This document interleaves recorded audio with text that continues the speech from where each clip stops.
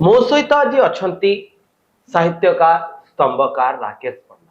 ସେ କୁହନ୍ତି ଯେ ଲେଖିବା ଈଶ୍ୱର ଦତ୍ତ କଳା ଏବଂ ଯେହେତୁ ଆମେ ଉତ୍କଳରୁ ଆସିଛୁ, ଉତ୍କର୍ଷ କଳାର ଦେଶ, ଏଠି ଆମର ଅନେକ କଳା କାରୁକାର୍ଯ୍ୟ ରହିଛି। ତା ସହିତ ମହାନ କବି ମାନେ, ମହାନ ସାହିତ୍ୟକାର ମାନେ ରହିଛନ୍ତି ଯେଉଁମାନେ ଅନେକ କିଛି ଲେଖି ଯାଇଛନ୍ତି।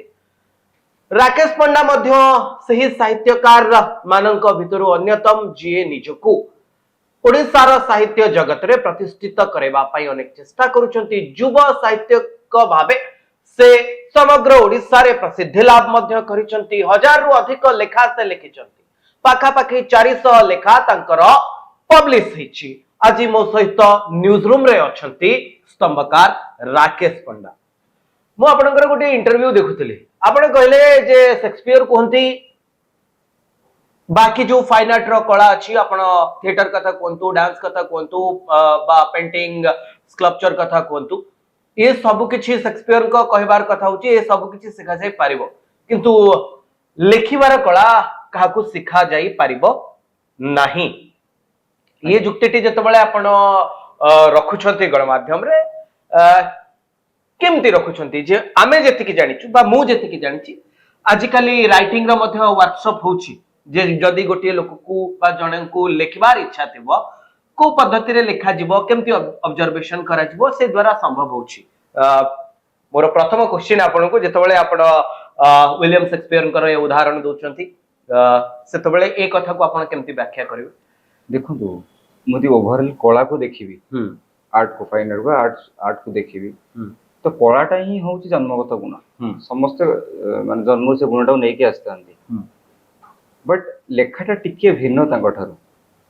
जेमति कहउतली शेक्सपियर कहउतले कि जे कोनसी गोटे फाइन आर्ट्स को जेमति नाचिबा, गाइबा, अभिनय करिबा, ए सब को आपण तालीम देई परिबे, ट्रेंड करि परिबे, आ सेति पे इंस्टीट्यूशन अछि। बट लेखिबा पय का सेमति किछि इंस्टीट्यूशन नाही, ताको आपण ट्रेंड करि परिबेनी, तालीम देई परिबेनी।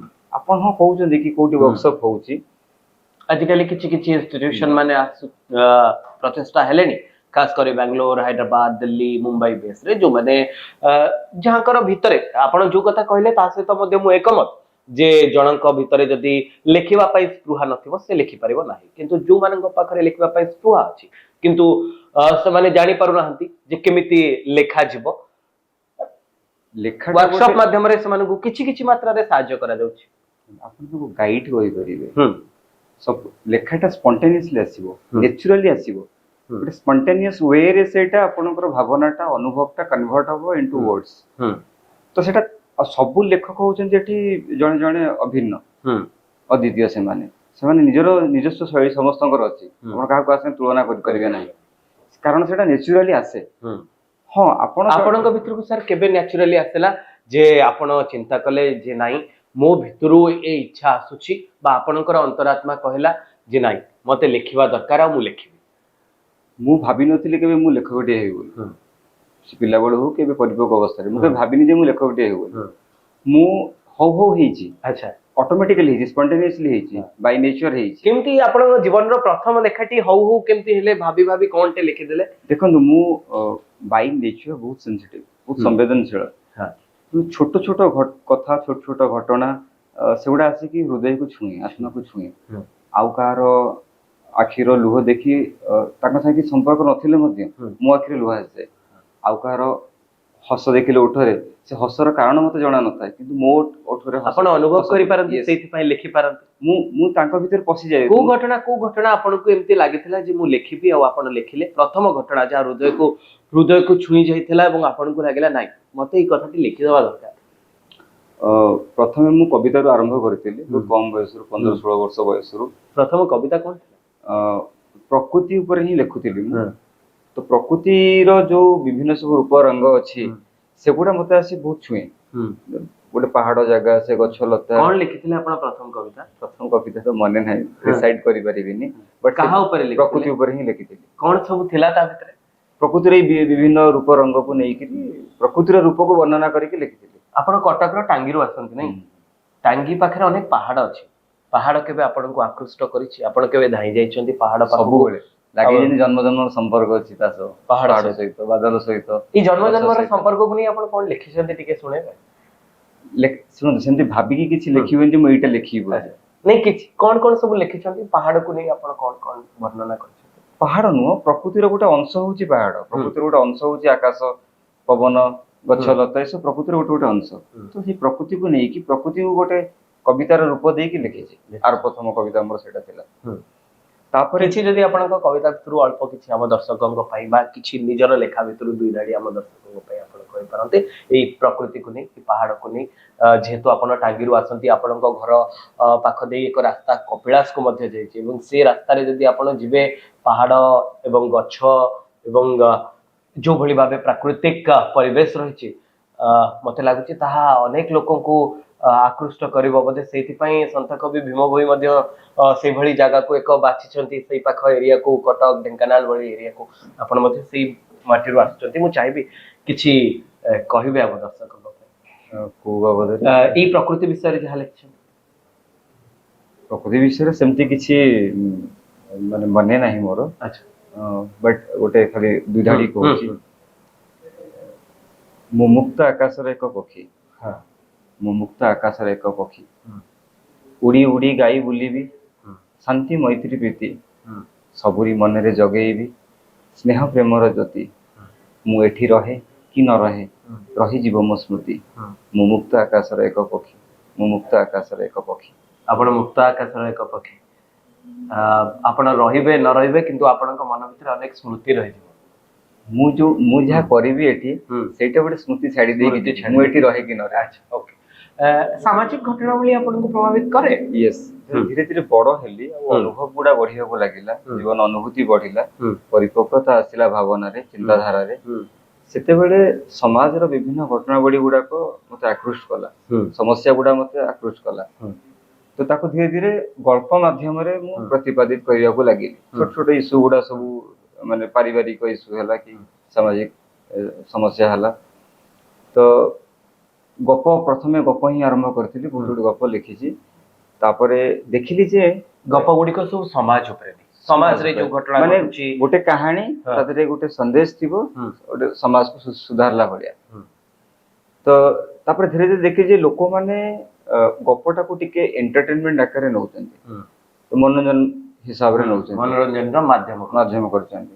ତ ମୁଁ ଯୋଉ ସନ୍ଦେଶଟା ଏକ୍ଜାକ୍ଟଲି ଦବାକୁ ଚାହୁଁଛି ସୋସାଇଟିକୁ, କିଛି ଗୋଟେ ପରିବର୍ତ୍ତନ ଆଣିବା ପାଇଁକା, ତ ସେଇଥିରେ ଲୋକମାନେ ଟିକେ ସେ ଯୋଉ ସନ୍ଦେଶରୁ ଟିକେ ଦୂରେଇ ଯାଆନ୍ତି।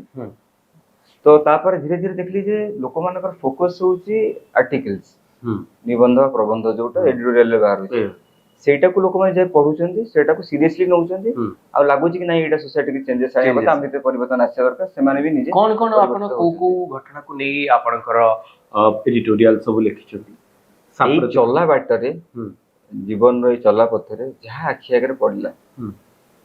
ସୌମ୍ୟାଶ୍ରୀ ବିଶୀଙ୍କ ଘଟଣା ଆପଣଙ୍କୁ ଲେଖିବା ପାଇଁ ବାଧ୍ୟ କରିଛି? ଆପଣ ସ୍ତମ୍ଭ ଲେଖିଛନ୍ତି, ନିଜ ଲେଖା ଲେଖିଛନ୍ତି, ବାଲେଶ୍ୱର ଏଫଏମ୍ କଲେଜର ଘଟଣା। ଆପଣ ଯେତେବେଳେ ସମାଜର କଥା କହିଲେ, ମୁଁ ଏଥିପାଇଁ ପଚାରୁଛି, ଏହା ଏକ ସାମ୍ପ୍ରତିକ ଘଟଣାବଳୀ, ପୁରା ଓଡ଼ିଶାରେ ଚର୍ଚ୍ଚା। ଏବଂ ଯେହେତୁ ଆପଣ କହିଲେ ଯେ ପ୍ରକୃତି ଏବଂ ସମାଜରେ ଘଟୁଥିବା ପ୍ରତ୍ୟେକ କଥା ଆପଣଙ୍କ ହୃଦୟକୁ ତାହା ସ୍ପର୍ଶ କରେ, ଏବଂ ସୌମ୍ୟାଶ୍ରୀ ବିଶୀଙ୍କ ଏ ଘଟଣା, ଦେଖନ୍ତୁ ସେ ଘଟଣାରେ ତିନିଟା ଜିନିଷ ଲୁଚିକି ଅଛି। ଗୋଟେ ଅଛି ନାରୀ ନିର୍ଯାତନା ବା ନାରୀ ମାନଙ୍କ ଉପରେ କଥା ରହିଲା, ଆଉ ଗୋଟେ ଆତ୍ମହତ୍ୟା କଥାଟା ରହିଲା। ଆତ୍ମହତ୍ୟା ଉପରେ ଆକୁଳ ଚିତ୍କାର ଯାହା କାହା ପାଖରେ ପହଞ୍ଚିଲା ନାହିଁ। ଶିକ୍ଷା ବିଭାଗ, ମୁଖ୍ୟମନ୍ତ୍ରୀ ଏବଂ କେନ୍ଦ୍ର ଶିକ୍ଷା ମନ୍ତ୍ରୀ ସେ ସମସ୍ତଙ୍କୁ ଲେଖିଥିଲେ। ତାହା ଠିକ ଅଛି, ସେଟା ବହୁତ ବଡ ଦୁଃଖଦ ଘଟଣା ଯାହା ଆମ ସାଙ୍ଗେ ଘଟିଲା। ଆପଣ କିନ୍ତୁ ଏକଥା ସ୍ୱୀକାର କରୁଛନ୍ତି ଯେ କିନ୍ତୁ କୌଣସି ବି ଘଟଣାର ବଡ ବଡ ଲୋକଙ୍କ ପାଖରେ ସୌମ୍ୟଶ୍ରୀଙ୍କ କଥା ପହଞ୍ଚିଲାନି। ବୁଝିପାରୁଛି ସେଇଟା କୋଉଠି ନା କୋଉଠି ଗୋଟେ ମିଷ୍ଟେକ୍ ଥିଲା ବା ରହିଲା, ଯୋଉ ଘଟଣା ଘଟିଲା। ବଟ୍ କୌଣସି ଗୋଟେ ଘଟଣା, ଜୀବନରେ ଯେତେ ବଡ ସମସ୍ୟା ଆସୁ, ଆତ୍ମହତ୍ୟା ତାର ସମାଧାନ ନୁହଁ। ବହୁତ ରାସ୍ତା ଅଛି, ବହୁତ ମାର୍ଗ ଅଛି ସମାଧାନର ବାଟ ଫିଟି ପାରିବ ସେ ବାବଦରେ, କିନ୍ତୁ ଆତ୍ମହତ୍ୟା ତାର ସମାଧାନ। ୟା ଉପରେ ଆପଣ ସ୍ତମ୍ଭ ଲେଖିଲେଣି? ଆତ୍ମହତ୍ୟା, ହଁ, ଆତ୍ମହତ୍ୟା ଲେଖିଛି। ଆତ୍ମହତ୍ୟା କରିସାରିଲା ପରେ ଆମେ ସମାଜକୁ ଆଉ ଗୋଟେ ଖରାପ ଉଦାହରଣ ଛାଡି ଦେଇ ଯାଉଛେ, ଅନ୍ୟମାନେ ବି ସେ ପଥରେ ଯିବେ। ଦେଖନ୍ତୁ ସେଇ ଘଟଣା ପରେ କେତେ ଘଟଣା ଘଟିଲା।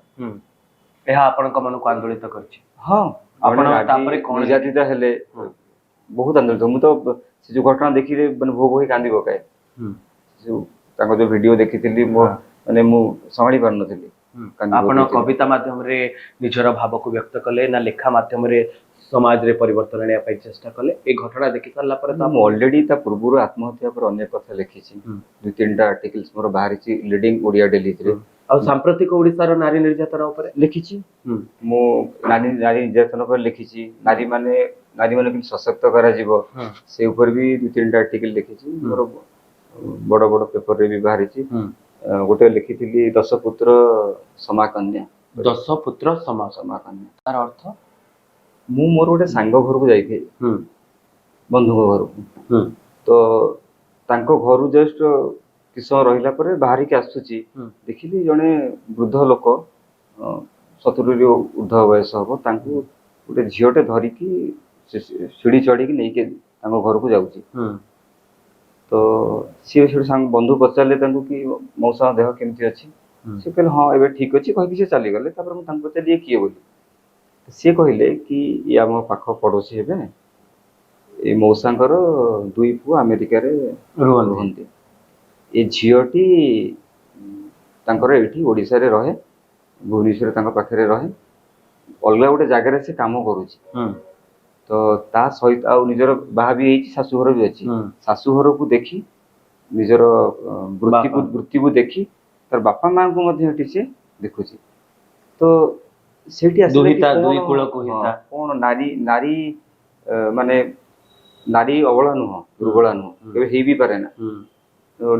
ଆମେ ଏଇ ଶବ୍ଦ ଗୁଡିକ ବ୍ୟବହାର କରି ଆପଣଙ୍କୁ ଲାଗୁଛି ଯେହେତୁ ଆପଣ ସାହିତ୍ୟରେ ରୁଚି ରଖନ୍ତି, ସାହିତ୍ୟକୁ ନେଇ ଅନେକ କିଛି କରନ୍ତି, ଏଇ ଅବଳା ଦୁର୍ବଳା ଏଇଭଳି ଶବ୍ଦ ଯେତେବେଳେ ମହିଳାଙ୍କ ପାଇଁ ବ୍ୟବହାର କରାଯାଉଛି, କୋଉଠି ନା କୋଉଠି ତାଙ୍କୁ ଟିକେ ଦୁର୍ବଳ କରିଦିଆଯାଉଛି। ତା ବଦଳରେ ନାରୀ ଶକ୍ତିମାନ, ନାରୀକୁ ଆହୁରି ଯଦି ଉଚ୍ଚତର ଶବ୍ଦରେ ବ୍ୟବହାର କରାଯାନ୍ତା ଏବଂ ନାରୀ ପାଇଁ ଏଇ ଅବଳା ଦୁର୍ବଳା ଶବ୍ଦଟି ହଟେଇ ଦିଆଯାନ୍ତା, ନାରୀ ସବଳା, ନାରୀ ସଶକ୍ତା, ନାରୀ ମହାନ ବୋଲି ଯଦି ଆମେ ପ୍ରଚାର କରନ୍ତେ, ତ ଆପଣଙ୍କୁ ଲାଗୁଛି ଯେ ଆମ ସମାଜରେ ଗୋଟେ ବଡ ପରିବର୍ତ୍ତନ ଆସନ୍ତା? ଦେଖନ୍ତୁ, ଆମେ ଏମିତି ଗୋଟେ ସମାଜରେ ବାସ କରୁଛେ ଯୋଉଠି ବିଭିନ୍ନ ଚିନ୍ତାଧାରାର ଲୋକ ଏଠି ଅଛନ୍ତି। ଆଉ ଆମେ ସେଇ ପୁରୁଣା ଚିନ୍ତାଧାରା, ପୁରୁଣା ବିଶ୍ୱାସ, ପୁରୁଣା ଯୋଉ ଚଳଣି ଅଛି ତାକୁ ବି ଧରିକି ବସେ। ଆମର ବାହ୍ୟ ଶରୀରଟା ଆଧୁନିକ ହେଇଯାଇଛି, ମାନସିକତାଟା ସେଇଭଳିଆ ହିଁ ଅଛି। ମାନସିକତାରେ ଆପଣ ପରିବର୍ତ୍ତନ ସବୁଥିରେ ଆଣିପାରିବେ। ମାନସିକତା ପରିବର୍ତ୍ତନ ଆଣିବା କଷ୍ଟ ବ୍ୟାପାର। ଗୋଟେ ବହୁତ ବଡ ବିପ୍ଳବ ଦରକାର, ପ୍ରାକୃତିକ ବିପର୍ଯ୍ୟୟ ଦରକାର, ହେଲେ ଯାଇ ଲୋକଟେ ଶିଖିବ ଯେ ତା ମାନସିକତା ପରିବର୍ତ୍ତନ ଆସିବ।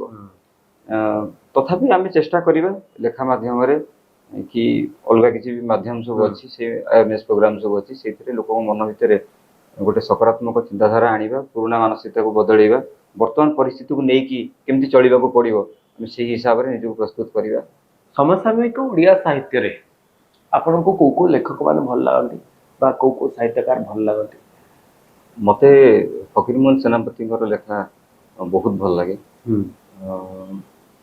ବହୁତ ପ୍ରାକ୍ଟିକାଲ ବେସ୍ଡ ଲେଖା ଗୁଡା ସବୁ ଯାକ, ଆଉ ସେ ସାମ୍ପ୍ରତିକ ଘଟଣାବଳୀକୁ ନେଇକି ହିଁ ତାଙ୍କ ଲେଖା ସବୁ।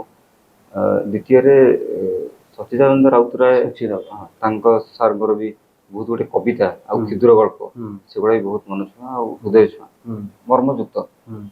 କିନ୍ତୁ ମତେ ଭଲ ଲାଗେ, ମୁଁ ପଢେ ଅଲଗା ଲେଖକଙ୍କର ମାନଙ୍କୁ, ବଡ ବଡ ଲେଖକ। ଜାତୀୟ ସ୍ତରରେ ଆପଣଙ୍କୁ କୋଉ ସାହିତ୍ୟକାର ବା ଲେଖକଙ୍କର ଲେଖା ଭଲ ଲାଗେ, ଯାହା ଆପଣଙ୍କୁ ଅନୁପ୍ରାଣିତ କରେ ଆଗକୁ ଏମିତି କିଛି ଲେଖିବା ପାଇଁ? ସେମିତି ତ ମୁଁ ସମସ୍ତଙ୍କ ଲେଖା ପଢେ, କିନ୍ତୁ ପ୍ରେରିତ ହୁଏନି। କାହିଁକି? ମୁଁ ଜ୍ଞାନ ଆହରଣ କରେ, କିନ୍ତୁ ମୁଁ ମୋର ନିଜର ଯୋଉ ଭାବନା ଚିନ୍ତାଧାରାକୁ ନେଇକି ମୋର ଗୋଟେ ନିଜର ରଚନା, ନିଜର ଶୈଳୀ ସୃଷ୍ଟି କରିବାକୁ ଚାହେଁ। ମୁଁ ଚାହେଁ କି ମୋର ବ୍ୟକ୍ତିତ୍ୱ ପଛେ ଛୋଟ ହଉ, କିନ୍ତୁ ସ୍ୱତନ୍ତ୍ର ହେଇକି ରହୁ। କି କାଲି ସକାଳେ 2-4 ଜଣ ତ ମତେ ଅନୁସରଣ କରିବେ ମୋର ଲେଖାକୁ, ମୋର ଶୈଳୀକୁ। ତେଣୁ ମୁଁ ସବୁବେଳେ ସେଇଆ ହିଁ ଚେଷ୍ଟା କରେ। ଅନ୍ତର୍ଜାତୀୟ ସ୍ତରରେ ଆପଣଙ୍କୁ କାହାର ଲେଖା ଭଲ ଲାଗେ? ଯେତେବେଳେ ଆପଣ ଇଂରେଜୀ ଭାଷା ସହିତ ବା ରୋମାନି ଭାଷା ସହିତ ନିଜକୁ ଜଡ଼ିତ କରୁଥିବେ, ପଢୁଥିବେ, ଇନ୍ସପାୟାର ହବା ପାଇଁ ଚାହୁଁଥିବେ ବା ଲେଖା ଗୁଡିକ ପଢୁଥିବେ, କାରଣ ଆପଣ ମଧ୍ୟ ଜାଣୁଥିବେ ଯେ ଦୁନିଆରେ କଣ କଣ ଘଟୁଛି। ଯେହେତୁ ଆପଣ ଜଣେ ସ୍ତମ୍ଭକାର, ଆପଣ ଖବର କାଗଜ ପାଇଁ ମଧ୍ୟ ସମୟ ସମୟରେ କଥା ଗୁଡିକ ଲେଖୁଛନ୍ତି, ଆପଣ ତ ଅନ୍ୟମାନଙ୍କର ଲେଖା ମଧ୍ୟ ପଢୁଥିବେ।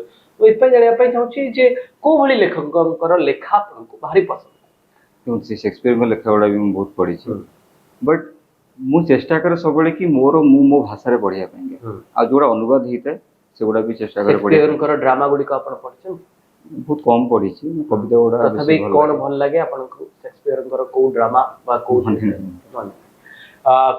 अच्छा आ गोटे कथा को मु आपनको आसीबी आमे देखिले आम आदमी पार्टी रे जने थिले नेता मु ताको ना नवा पाई चाहिबनी कुमार विश्वास से मध्य भली लिखुथिले कविता आवृत्ति करती एबे मध्य से समान रास्ता रे अछंती परवर्ती समय से राजनीति रे मिसिथिले आम आदमी पार्टी पाई किछि दिन राजनीति कले तापर छाडी देले अच्छा आपण जेतु जने लेखक आपण को ये राजनीतिक गतिविधि मध्य निहाती प्रभावित करथुव कारण आपण राजनीतिक गतिविधि बिना राजनीति रो गतिविधि रे समाज ऊपर जतबेले आपण लिखुछंती ताको तो बाद दे पारिबेनी आपण भविष्य रे केबे चिंता करछंती जे आपण सेमती धीरे धीरे आपण गणमाध्यम को आसिलेनी भिन्न भिन्न कथा ऊपर निजर मत लिखुछंती निज मत रखुछंती जे धीरे धीरे आपण राजनीति आडू ढळी जिवे ना सेमती केबे चिंता करेनी किंतु देखो जदि जड़े चाहब कि किसी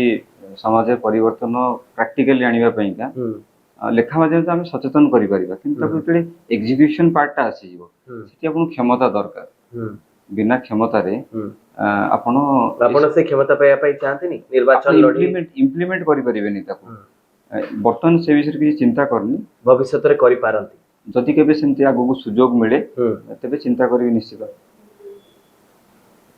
जेहेतु आपण लेखक लेखा गुड़िक बेले बेले एक पाखिया हो जाए केबे केबे विप्लव पाई किछि लोक लेखंती केबे केबे दक्षिणपंथी चिंताधारा को व्यक्त करबा पाई लेखा गुड़िक आसे केबे केबे लेखक माने वामपंथी चिंता द्वारा उद्बुद्ध हे लेखा लेखंती विप्लव आनिबा पाई लेखंती रिवॉल्यूशन रो कथा कहंती सिनेमा जगत रे चलचित्र जगत रे कविता माध्यम रे लेखा गुड़िक माध्यम रे अनेक लोक निजर आइडियोलॉजी विचारधारा चिंताधारा को परिव्यक्त करती आपण सेमती को चिंताधारा रे विश्वास करती आपण को ये धर्मनिरपेक्ष विचारधारा सेक्युलर विचारधारा जेतु आपण जने लेखक ताहा आपण को अनुप्राणित करे ना जो भली भाबे दक्षिणपंथी चिंताधारा जहा कुनै वर्तमान राजनीति जाउची ताहा आपण को बेसी आकृष्ट करे ना आपण को एक वामपंथी चिंताधारा लेफ्ट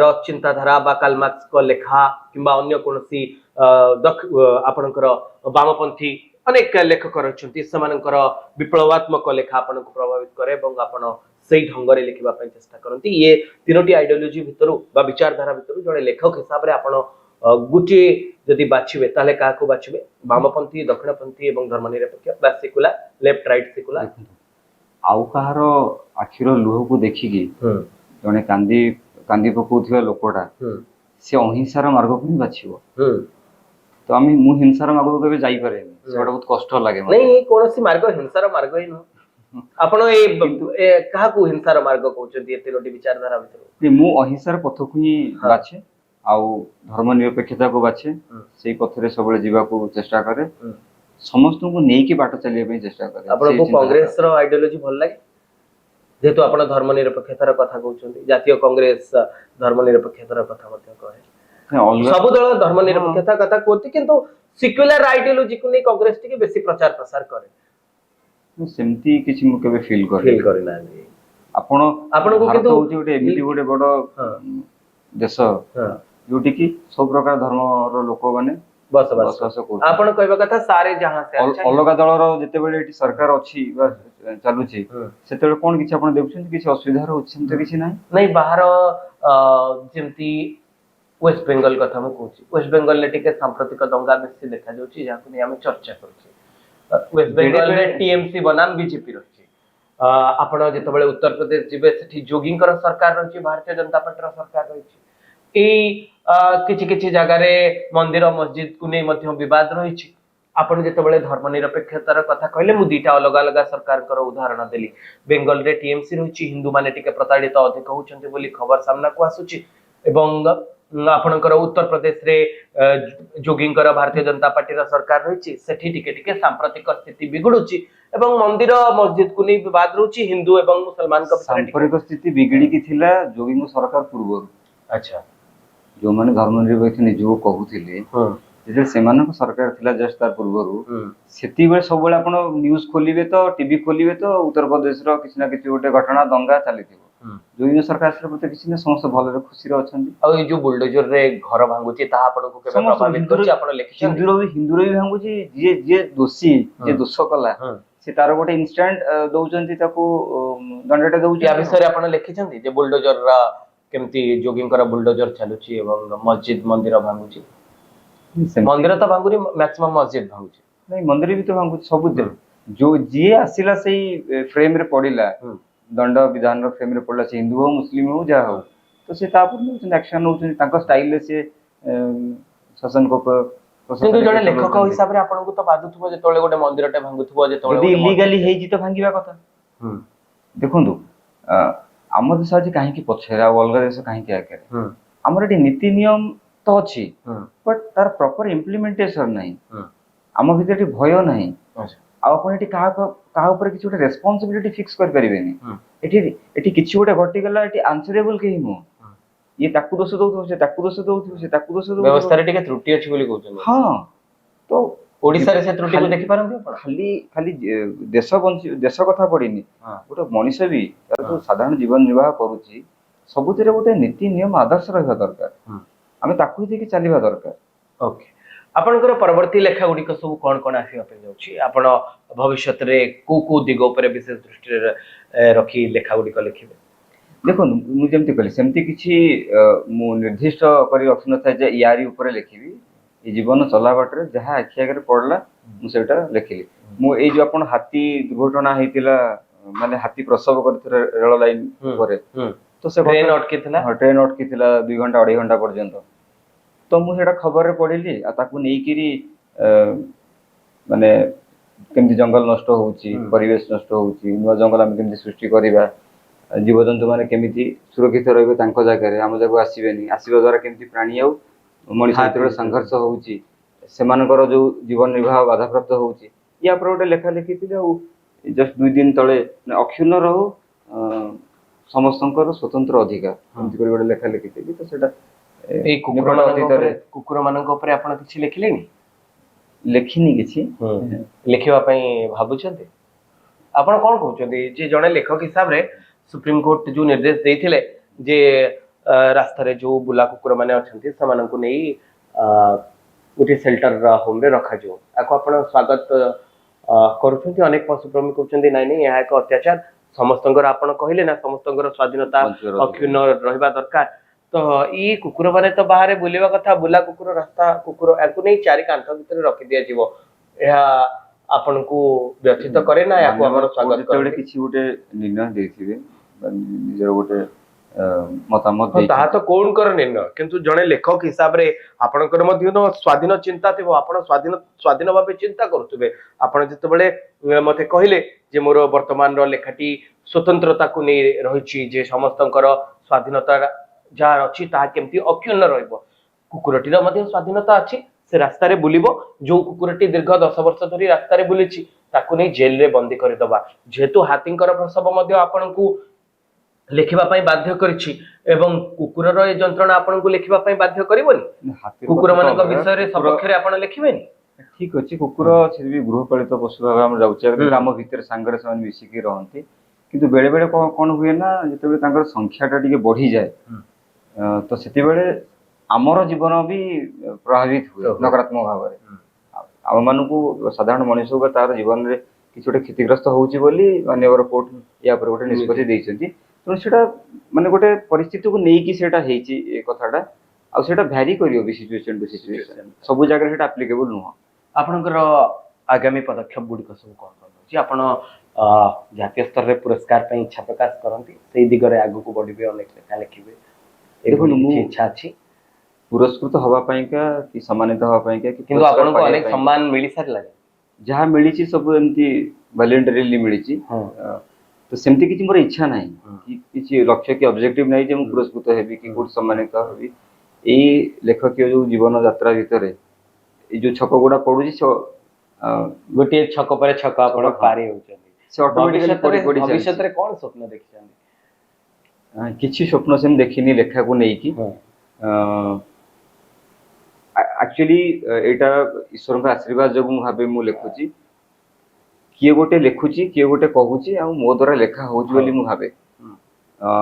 ମୁଁ ଜାଣିନି ମୁଁ କେତେ ବାଟ ଯିବି, ବଟ୍ ଯେପର୍ଯ୍ୟନ୍ତ ଚାଲିଛି ହାତ ଗୋଡ ବା ମତେ ଭିତରୁ ନିର୍ଦ୍ଦେଶ ଆସୁଛି ମୁଁ ସେ ପର୍ଯ୍ୟନ୍ତ ଲେଖି ଚାଲିଥିବି। ଧନ୍ୟବାଦ ସାର୍। ମୁଁ ଆଶା କରୁଛି ଆମ ଦର୍ଶକ ମାନଙ୍କୁ ନିହାତି ଇଏ ଚର୍ଚ୍ଚାଟି ପସନ୍ଦ ଆସିଥିବ। ଆମେ ସାମ୍ପ୍ରତିକ ଘଟଣାବଳୀକୁ ନେଇ ମଧ୍ୟ କଥା ହଉଥିଲୁ ଏବଂ ସ୍ତମ୍ଭକାର ରାକେଶ ପଣ୍ଡା ନିଜର ମତ ରଖୁଥିଲେ କୋଉ ହିସାବରେ ସେ ଲେଖନ୍ତି ଏବଂ କୋଉଭଳି ଭାବେ ପ୍ରକୃତି ତାଙ୍କୁ ଆକୃଷ୍ଟ କରିଛି ଲେଖିବା ପାଇଁ। ହାତୀର ରେଳ ଲାଇନରେ ପ୍ରସବ କରିବା ମଧ୍ୟ ତାଙ୍କୁ ପ୍ରଭାବିତ କରିଛି ଏବଂ ଆମେ ଆଶା କରୁଛୁ କୁକୁର ମାନଙ୍କର ଏ ଯନ୍ତ୍ରଣାକୁ ନେଇ ମଧ୍ୟ ସାର୍ ନିଜ ଲେଖାରେ ସାମିଲ କରିବେ ଏବଂ ଭବିଷ୍ୟତରେ ଆପଣଙ୍କର ଏଭଳି ଅନେକ ଲେଖା ସମାଜକୁ ଆସୁ। ଆପଣ ଏଇଭଳି ଭାବେ ଅନେକ କିଛି ଲେଖନ୍ତୁ ଏବଂ ସମାଜରେ ଗୋଟିଏ ବଡ ଧରଣର ପରିବର୍ତ୍ତନ ଆଣନ୍ତୁ। ଆମେ ଏତିକି ଆଶା କରିବା। ମୁଁ ଆଶା କରୁଛି ଯେ ଯଦି ଆମ ଦର୍ଶକ ମାନଙ୍କୁ ଆଜିର এই ଚର୍ଚ୍ଚାଟି ପସନ୍ଦ ଆସିଥିବ ସେମାନେ ନ୍ୟୁଜ ରୁମ୍ କୁ ଲାଇକ୍ କରିବେ, ସେୟାର କରିବେ ଆଉ ସବସ୍କ୍ରାଇବ କରିବେ। ଧନ୍ୟବାଦ, ନମସ୍କାର।